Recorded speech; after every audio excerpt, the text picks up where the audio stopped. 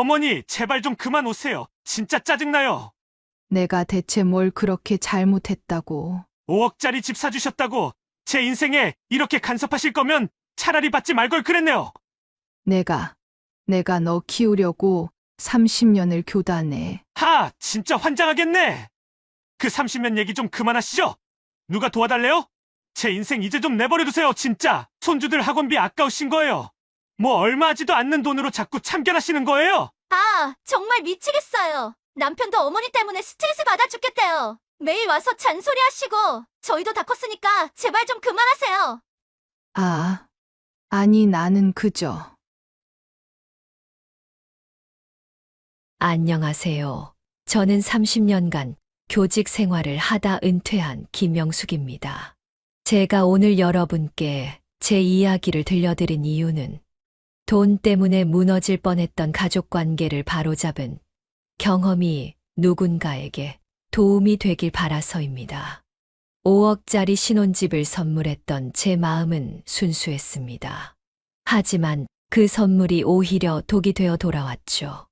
며느리의 냉대, 손주들과의 이별, 아들의 무기력함. 매일 밤 혼자 흘린 눈물이 얼마였는지 모릅니다. 하지만 이제는 말씀드릴 수 있습니다. 때로는 단호한 결단이 필요하다고. 그 결단이 비록 아프더라도 그것이 진정한 사랑이 될 수 있다고 말이죠. 여러분, 제 이야기에 공감이 되셨다면 구독과 좋아요 부탁드립니다. 구독은 무료이니 부담 없이 눌러주세요. 그리고 알림 설정도 해두시면 앞으로도 여러분의 가슴을 울릴 수 있는 진솔한 이야기로 찾아뵙겠습니다. 그럼 제 이야기를 시작하도록 하겠습니다. 새벽 공기가 차가웠습니다.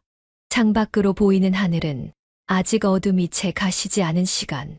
하지만 저는 벌써 책상 앞에 앉아 있었습니다. 30년간의 교직 생활 동안 단 한 번도 아이들 앞에 늦은 적이 없었으니까요. 매일 아침 일찍 일어나 수업 준비를 하는 것이 저희 일상이었습니다. 선생님, 퇴직하시면 뭐 하실 거예요? 수업 중에 한 학생이 물었던 말이 문득 떠올랐습니다. 그때는 대답하지 못했지만 속으로는 아들 내외와 함께 행복하게 살겠지라고 생각했었죠. 하지만 세상 일이란 게 늘 뜻대로 되지는 않나 봅니다. 교직 생활을 시작했을 때만 해도 월급이 넉넉지 않았습니다. 하지만 한 푼 두 푼 모아 적금도 들고 퇴직금도 차곡차곡 모았죠.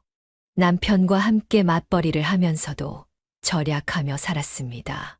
그렇게 30년 동안 모은 돈이 5억이었습니다. 어머니, 이렇게 큰 선물을 주시다니요. 평생 잊지 않겠습니다. 처음 신혼집 계약서에 도장을 찍던 날, 며느리 지은이는 눈물까지 글썽이며 말했습니다. 구축이긴 하지만 서울에 있는 아파트였습니다. 아들 민호가 결혼한다고 했을 때 단 한치의 고민도 없이 모아둔 돈을 꺼냈습니다. 새로 시작하는 부부에게 이보다 더 좋은 선물이 있을까 싶었거든요. 어머님, 주말마다 오세요. 제가 맛있는 거 해드릴게요. 그때는 지은이의 말이 진심으로 들렸습니다. 아들의 빛나는 눈빛을 보며 참 좋은 며느리를 얻었구나 하고 생각했죠. 하지만 그때는 몰랐습니다. 이 모든 것이 가면이었다는 걸. 남편과 사별하고 나서 집이 너무 외로웠습니다. 40년을 함께 살던 사람이 갑자기 사라지니 매 순간이 힘들었죠. 텅 빈 집에서 혼자 밥을 먹고 혼자 TV를 보고 잠자리에 들 때면 옆자리가 너무나 허전했습니다. 어머니, 많이 힘드시죠? 우리 집에 자주 오세요. 처음에는 아들과 며느리도 저를 진심으로 걱정해 주는 것 같았습니다. 일주일에 한두 번 정도 아들 집에 가면 며느리는 항상 밝은 얼굴로 맞아주었고 손주들과 보내는 시간도 즐거웠습니다. 하지만 봄날의 꽃이 영원할 수 없듯이 그 행복도 오래가지는 못했습니다. 점차 며느리의 표정이 굳어지기 시작했고 한숨 소리는 커져만 갔습니다. 처음에는 내가 너무 자주 오나 하는 생각에 발걸음을 줄여보기도 했습니다. 하지만 그것은 시작에 불과했죠. 변화는 미세하게 시작되었습니다. 제가 방문할 때마다 며느리의 표정이 조금씩 일그러져 갔고, 대화도 점점 줄어들었습니다. 처음에는 피곤해서 그런가 보다 했습니다. 직장을 다니는 며느리가 시어머니까지 신경 쓰느라 힘들 수도 있겠다고 생각했으니까요. 어머님, 오늘은 제가 좀 피곤해서요. 다음에 오시면 안 될까요? 현관문 앞에서 들은 며느리의 말에 발걸음을 돌린 적이 한두 번이 아니었습니다. 하지만 그날은 달랐습니다. 집 안에서 들리는 웃음소리와 음악소리, 그리고 친구들과 이야기를 나누는 소리까지. 피곤하다는 말이 거짓이었다는 걸 알게 된 순간이었죠. 손주들의 태도도 달라지기 시작했습니다. 예전에는 할머니가 오면 반갑게 달려와 안기던 아이들이 이제는 방에서 나오지도 않았습니다. 어느 날은 손주들의 방을 지나가다 우연히 대화를 엿듣게 되었죠. 엄마가 그러는데 할머니가 우리 돈 많이 쓴대. 5살 된 손주의 입에서 나온 말이었습니다. 가슴이 철렁 내려앉았습니다. 며느리가 어린 손주들에게까지 저를 나쁘게 이야기하고 있었던 거죠. 어머님, 죄송하지만 손주들 학원비도 만만치 않고 용돈 좀 줄여도 될까요? 매달 30만 원씩 주던 용돈조차 부담스럽다는 듯한 며느리의 말투에 마음이 무너져 내렸습니다. 5억짜리 집을 선물했는데 매달 30만 원이 아까워 저를 멀리하는 걸까요? 우연히 며느리의 SNS를 보게 된 것은 그 즈음이었습니다. 아들이 실수로 로그인한 채로 두고 간 휴대폰을 통해서였죠. 거기에는 제가 상상하지 못했던 이야기들이 가득했습니다. 시어머니, 진짜 미치겠어. 일주일에 2번씩 오시는데 매번 뭘 사오시겠다고 연락하시고 우리 집이 보육원도 아니고 시어머니는 퇴직하셔서 시간 많으시니 매일 오고 싶으신가 봐. 나는 일하느라 바빠 죽겠는데 매번 신경 쓰이게 하시고 5억 주셨다고 평생 그 은혜 갚으라는 건가? 요즘 서울 아파트 값이면 8억은 훌쩍 넘는데 우리한테 득된 게 하나도 없네. 댓글들은 더 가관이었습니다. 시어머니를 멀리하는 게 좋다느니, 요양원을 알아보라느니, 심지어는 재산을 빨리 증여받으라는 조언까지. 제 마음은 이미 싸늘하게 식어가고 있었습니다. 하루 이틀 지날수록 며느리의 행동은 더욱 노골적으로 변해갔습니다. 이제는 제가 방문한다고 하면 아예 집에 없는 척하거나 아이들이 아프다는 핑계를 대며 문을 열어주지 않았습니다. 전화도 받지 않기 시작했고 문자에도 답이 없었죠. 겨울이 찾아왔습니다. 혼자 사는 집은 더욱 춥게 느껴졌고 감기에 걸린 몸은 계속해서 열이 올랐습니다. 체온계를 보니 39도. 약을 먹어도 열이 내리지 않았고 온몸이 으슬으슬 떨렸습니다. 민호야, 엄마가 많이 아파서 그러는데 병원에 한 번만 데려다 줄 수 있니? 아들에게 전화를 걸었지만 돌아온 것은 회사에 있다는 짧은 답변뿐이었습니다. 며느리에게라도 부탁해볼까 망설이다가 전화를 걸었습니다. 어머님, 저희도 지금 아이들 감기로 정신이 없어서요. 혹시 저희한테 옮으실까봐 걱정되네요. 안에서는 손주들이 제잘거리며 놀고 있는 소리가 들렸습니다. 거짓말이었지만 더 이상 뭐라 할 힘도 없었습니다. 어머니, 택시 타시면 되잖아요. 요즘은 카카오 택시도 있고. 며느리의 마지막 말이 귓가에 맴돌았습니다. 결국 혼자서 택시를 타고 응급실로 향했습니다. 폐렴 진단을 받았고 의사는 며칠 더 늦었으면 위험할 뻔했다고 말했습니다. 일주일간의 입원 생활 동안 아들도 며느리도 손주들도 병문안 한 번 오지 않았습니다. 옆 병실의 할머니는 매일 자식들이 찾아와 죽도 끓여다 주고 과일도 깎아주는데 저는 혼자였습니다. 병실에 누워 창밖을 바라보며 생각했습니다. 30년 교직 생활 동안 학부모들에게 우리 아이 잘 부탁드립니다. 라는 말을 수없이 들었습니다.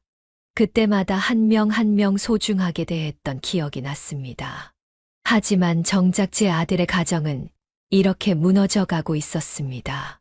퇴원하고 집에 돌아온 날, 우연히 아파트 관리비 고지서를 보게 되었습니다. 제 명의로 된 고지서였죠. 그제야 깨달았습니다. 아들 결혼할 때 증여, 절차를 밟지 않았던 것이 떠올랐습니다. 중개사가 어머님, 증여하실 건가요? 라고 물었을 때 아니요. 일단 제 명의로 해주세요. 라고 했던 기억이 났습니다. 창밖에는 눈이 내리고 있었습니다. 하얀 눈이 쌓여가는 것을 보며 생각했습니다. 이대로는 안 된다고. 뭔가 달라져야 한다고. 아들의 행복을 위해서라도 이 비정상적인 관계는 끝내야 한다고 말입니다. 설날이었습니다.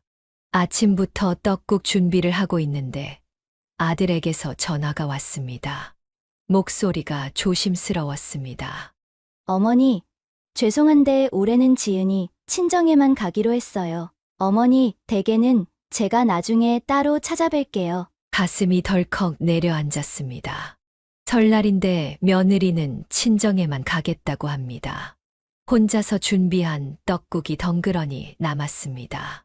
창밖에는 이웃집들에서 들려오는 웃음소리가 더욱 쓸쓸하게 들렸습니다. 어머니, 세뱃돈은 제가 나중에 아이들 통장으로 보내드릴게요. 전화기 너머로 들리는 며느리의 목소리에는 어떤 미안함도 없었습니다. 마치 업무적으로 처리하는 듯한 말투였습니다. 혼자 마시는 떡국 한 그릇이 이렇게 서럽게 느껴질 줄은 몰랐습니다.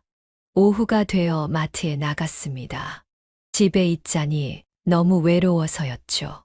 마트 식당가에서 우연히 며느리의 목소리가 들렸습니다. 친구들과 모여 식사를 하고 있었나 봅니다. 자리를 피하려는 순간 그들의 대화가 귓가에 들려왔습니다. 지은아, 너희 시어머니는 아직도 그 집 명의를 안 바꿔주시는 거야? 그러니까 말이야. 시어머님만 돌아가시면 그 집은 완전히 내 거 되는 건데 요새 집값이 많이 올라서 8억은 될 거야. 증여세만 아까워서 아직도 속 터져. 순간 온몸에 식은땀이 흘렀습니다. 제 죽음을 바라는 며느리의 말이 머릿속에서 맴돌았습니다.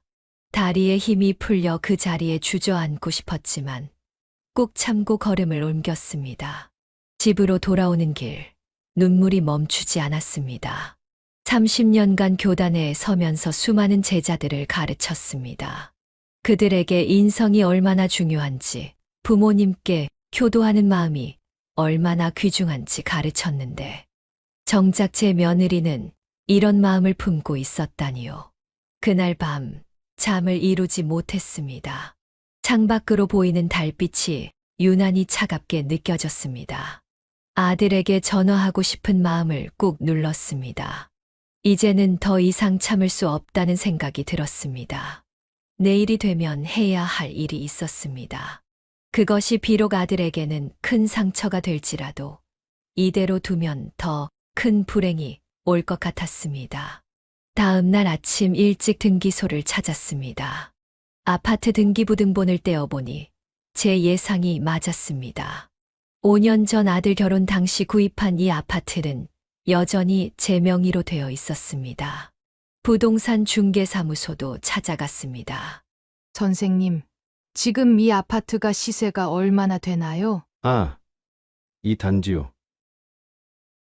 지금 8억 2천만 원에서 8억 5천만 원 선에서 거래되고 있습니다. 역세권이라 가격이 계속 오르는 중이에요. 손이 떨렸습니다.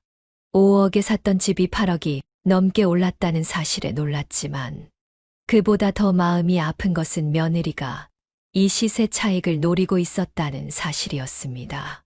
집으로 돌아오는 길에 아들에게서 전화가 왔습니다. 어머니, 혹시 등기부등본 떼어보셨어요?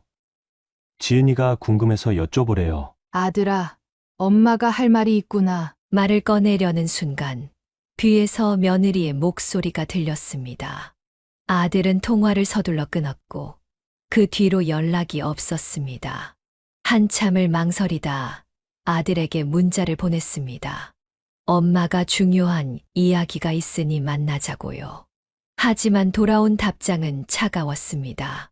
창가에 서서 마당에 떨어지는 낙엽을 바라보았습니다. 지난 5년간 이 집에서 며느리는 얼마나 많은 거짓된 웃음을 지었을까요? 손주들 앞에서는 할머니를 험담하고 뒤에서는 제 죽음을 바라는 며느리, 그리고 그런 아내의 행동을 알면서도 막지 못하는 아들. 서랍장을 열어 옛 앨범을 꺼냈습니다. 아들이 학창시절 받았던 상장들, 대학 합격 소식을 듣고 함께 찍었던 사진들, 결혼식 날에 행복했던 모습들, 그 모든 순간들이 물거품이 된 것만 같았습니다. 한밤중에 잠이 깼습니다. 갑자기 떠오른 생각 때문이었습니다. 이대로 가다가는 아들의 인생이 망가질 것 같았습니다. 돈 때문에 변해버린 며느리, 그리고 그런 아내 앞에서 무기력한 아들의 모습을 더는 볼 수 없었습니다. 결심이 섰습니다. 내일 아침 일찍 부동산에 가서 이 집을 매물로 내놓아야겠다고 말입니다. 비록 아들에게는 큰 상처가 되겠지만 이것이 아들을 위한 최선의 선택이라 생각했습니다. 돈 때문에 뒤틀린 이 관계를 끊어내는 것, 그것만이 이 불행의 고리를 끊을 수 있는 유일한 방법이었습니다. 이른 아침 부동산을 찾았습니다. 부동산 중개인은 제 말을 듣자마자 눈을 반짝였습니다. 요새 매물이 없어 난리인데 이런 좋은 매물이 나왔다며 좋아했습니다. 바로 매물 사진을 찍고 광고를 올리겠다고 했습니다. 어머님, 이 집 정말 파실 거예요? 오후가 되자 며느리에게서 다급한 전화가 왔습니다. 부동산에 매물이 올라온 것을 봤나 봅니다. 목소리가 떨리는 게 느껴졌습니다. 현관문을 열자 며느리가 서 있었습니다. 평소와는 다르게 화장도 곱게 하고 제가 좋아하는 과일도 들고 왔더군요. 마치 5년 전 처음 만났을 때의 모습으로 돌아간 것 같았습니다. 어머님, 제가 잘못했어요. 이제 정말 잘할게요. 집 파시면 저희가 어디로 가나요? 한숨이 나왔습니다. 이제야 찾아온 며느리가 원하는 건 결국 이 집뿐이었습니다. 거실에 앉혀놓고 차를 대접하려는데 며느리의 휴대폰이 울렸습니다. 스피커폰이었는지 친구의 목소리가 또렷하게 들렸습니다. 집을 판다는 소식은 순식간에 퍼졌습니다. 1시간이 멀다 하고 문자가 오고 전화가 왔습니다. 아들도 며느리도 심지어 며느리 친정어머니까지 연락이 왔습니다. 모두가 집을 팔면 안 된다고 다시 한 번만 기회를 달라고 했습니다. 하지만 이미 마음은 정해져 있었습니다. 첫 번째 매수자가 나타났을 때는 8억 3천만 원을 부르더군요. 두 번째는 8억 5천만 원까지 올라갔습니다. 결국 8억 7천만 원에 계약이 성사되었습니다. 어머님, 우리 이제 어떻게 살아요? 전세도 구하기 힘든데. 이제는 울먹이는 며느리의 목소리에도 마음이 움직이지 않았습니다. 그동안 제가 얼마나 마음고생을 했는지, 밤마다 눈물을 흘렸는지 며느리는 모를 겁니다. 병원에 혼자 누워있을 때의 외로움도, 명절날 문 앞에서 돌아섰던 서러움도 모두 잊은 걸까요? 부동산에서 계약서를 쓰는 날, 며느리는 계속해서 눈물을 흘렸습니다. 하지만 그 눈물이 집을 잃는 것에 대한 것인지, 진정한 뉘우침의 눈물인지는 알 수 없었습니다. 다만 한 가지 확실한 건 이제 더 이상 돌이킬 수 없다는 것이었습니다. 매수자는 2주 후 잔금을 치르기로 했습니다. 이제 아들 내외는 집을 비워줘야 했습니다. 아들은 전세집을 알아보느라 바빴고 며느리는 이사 갈 생각에 매일 히스테리를 부렸다고 합니다. 어머님, 이러시면 안 돼요. 법적으로 문제 삼을 거예요. 며느리가 찾아와 고함을 지르더군요. 하지만 이미 계약은 성사되었고 제 명의로 된 집을 파는 것이 무슨 문제가 될지 궁금했습니다. 당신 어머니가 미쳤나봐. 우리 보고 전세로 나가라고. 말이 되는 소리야. 아들에게 전화가 왔을 때 뒤에서 며느리가 소리치는 게 들렸습니다. 제 아들은 한숨만 내쉬었습니다. 당신이 애초에 증여해달라고 했어야지. 이게 다 당신 잘못이야. 며느리의 분노는 이제 아들을 향하고 있었습니다. 매일 밤 다투는 소리가 집 밖까지 들린다고 이웃들이 전해 주었습니다. 잔금 날짜가 다가오자 며느리는 마지막 수단을 썼습니다. 친정 부모님을 동원한 것입니다. 하지만 저는 단호했습니다. 30년간 교단에 서며 배운 게 있다면 옳은 일을 할 때는 흔들리지 말아야 한다는 것이었으니까요. 법무사 사무실에서 매매 계약서에 도장을 찍을 때였습니다. 며느리가 갑자기 들이닥쳐 소란을 피웠습니다. 매수자 부부가 놀라 쳐다보는 가운데 며느리는 히스테리를 부리며 계약서를 찢으려 했습니다. 이게 무슨 짓이에요? 우리가 5년 동안 살았던 집인데. 하지만 경찰이 출동하면서 상황은 정리되었습니다. 결국 매매 계약은 완료되었고 2주 후면 이사를 나가야 한다는 통보를 받았습니다. 그날 밤 아들이 찾아왔습니다. 오랜만에 단둘이 마주 앉았습니다. 아들의 얼굴은 헬쑥했고 눈가에는 피곤함이 가득했습니다. 돈 때문에 이렇게까지 변해버린 가정을 보며 마음이 아팠지만 이것이 옳은 선택이라는 확신이 들었습니다.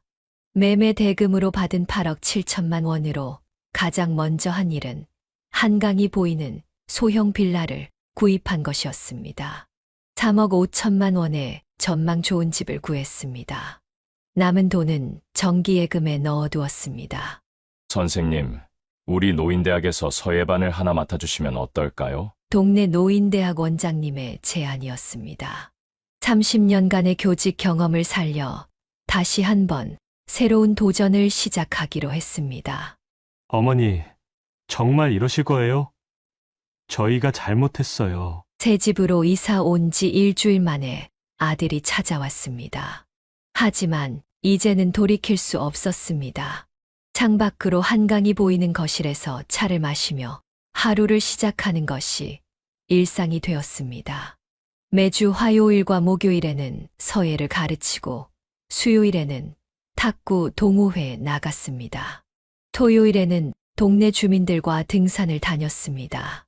선생님, 이 나이에도 이렇게 열정적으로 사시는 모습이 정말 아름답습니다. 새로 사귄 친구들의 말에 웃음이 났습니다.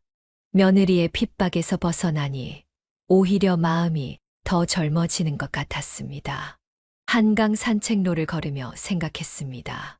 5억을 들여 산 집이 8억 7천만 원이 되어 돌아왔고 그 돈으로 더 행복한 삶을 살게 되었으니 이게 바로 제가 받은 이자인 것 같았습니다. 노인대학에서는 학생들과 함께 서예 전시회도 준비했습니다. 붓글씨를 쓰며 지난 날을 돌아보니 이제는 그 모든 일이 제게 필요한 경험이었다는 생각이 들었습니다. 할머니, 저예요. 현우예요. 보고 싶어서 왔어요. 어느 날 문득 초인종이 울렸습니다. 손주 현우였습니다. 몰래 할머니 집을 찾아온 것이었죠. 품에 안기는 손주를 보며 눈시울이 붉어졌습니다. 이제는 진정한 행복이 무엇인지 알 것 같았습니다. 현우가 다녀간 후 일주일 만에 아들이 찾아왔습니다. 이번에는 혼자였습니다. 아들의 얼굴은 전보다 훨씬 편안해 보였습니다. 전세로 이사간 뒤로 부부 사이도 조금씩 나아지고 있다고 했습니다. 어머니, 지금에서야 깨달았어요. 어머니께서 우리 집을 파신 게 오히려 축복이었던 것 같아요. 아들의 말에 놀랐습니다. 집을 팔고 난 뒤 처음으로 듣는 진심 어린 이야기였습니다. 아들은 차분히 자신의 이야기를 풀어놓았습니다. 처음엔 너무 원망스러웠는데 이제는 돈 때문에 망가질 뻔했던 우리 가정을 구하신 거라는 걸 알겠어요. 아들의 눈가에 눈물이 맺혔습니다. 지난 5년간 돈의 노예가 되어 살았던 자신들의 모습을 이제야 돌아보게 되었다고 했습니다. 전세로 이사 간 후 며느리도 조금씩 변하기 시작했다고 합니다. 돈에 대한 집착이 줄어들고 대신 가족의 소중함을 느끼게 되었다고 했습니다. 작은 집이지만 오히려 마음은 더 따뜻해졌다는 말도 들었습니다. 노인대학에서 만난 친구들과 함께 등산을 다녀온 날이었습니다. 문자 한 통이 왔습니다. 며느리였습니다. 처음으로 진심 어린 사과의 말을 보내왔습니다. 한강이 보이는 제 집으로 한번 찾아와도 되겠냐고 물었습니다. 손주들도 할머니를 보고 싶어 한다는 이야기도 들었습니다. 이제는 돈이 아닌 진정한 가족의 정으로 만날 수 있을 것 같았습니다. 한강의 석양을 바라보며 생각했습니다. 때로는 단호한 결단이 진정한 사랑이 될 수 있다는 것을요. 문득 교직 시절이 떠올랐습니다. 학생들에게 바른 길을 가르치기 위해서는 때로는 엄격해야 한다고 말했던 기억이 났습니다. 이번 일도 그런 선택이었나 봅니다. 아플지라도 필요한 결정이었던 거죠. 이제는 매달 한 번씩 아들 가족이 찾아옵니다. 한강이 보이는 거실에서 다 함께 식사를 하고 손주들과 산책도 나갑니다. 며느리도 많이 달라졌습니다. 더 이상 돈 이야기를 하지 않고 대신 가족의 일상을 나눕니다. 어머님, 정말 죄송했어요. 제가 욕심에 눈이 멀어 있었네요. 지난달 며느리가 처음으로 진심 어린 사과를 했습니다. 눈물을 흘리며 자신의 잘못을 인정하더군요. 할머니, 이제 우리 자주 봐요. 할머니가 가르쳐 주시는 서예도 배우고 싶어요. 손주들도 할머니를 진심으로 그리워하게 되었습니다. 더 이상 거짓된 이야기로 손주들의 마음을 멀어지게 하지 않는다는 게 느껴졌습니다. 매일 아침 한강을 바라보며 차를 마시는 것이 일과가 되었습니다. 남은 돈으로는 특별한 계획을 세웠습니다. 손주들의 이름으로 각각 장학금 적금을 들어 놓았습니다. 나중에 성인이 되었을 때 전해주려고 합니다. 노인대학에서는 이제 제가 가장 인기 있는 강사가 되었습니다. 서예를 가르치면서 제자들에게 이야기합니다. 인생은 붓글씨와 같아서 한 번 내린 결단은 수정할 수 없지만 그것이 더 아름다운 작품이 될 수 있다고 말입니다.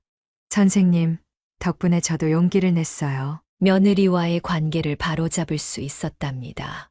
수업을 들으러 온 할머니들 중에는 저와 비슷한 경험을 가진 분들도 많았습니다. 제 이야기가 그분들에게 작은 희망이 되었다니 감사할 따름입니다. 며칠 전에는 퇴직한 옛 제자들이 찾아왔습니다. 교단에서 가르쳤던 것처럼 이제는 제 삶으로 더 큰 가르침을 전할 수 있게 되었다는 생각이 듭니다. 살다 보면 때로는 큰 결단이 필요할 때가 있습니다. 그것이 비록 아프고 힘든 선택일지라도 그 선택이 우리를 더 나은 곳으로 이끌어 줄 수 있다는 것을 이제는 압니다. 5억짜리 집을 판 것이 아니라 돈으로는 살 수 없는 진정한 가족의 행복을 되찾은 것이니까요. 여러분, 오늘 이야기의 주인공이신 선생님처럼 우리 부모님들은 자녀들을 위해 평생을 바치십니다. 하지만 그 사랑이 때로는 독이 될 수도 있다는 것을 기억해야 합니다.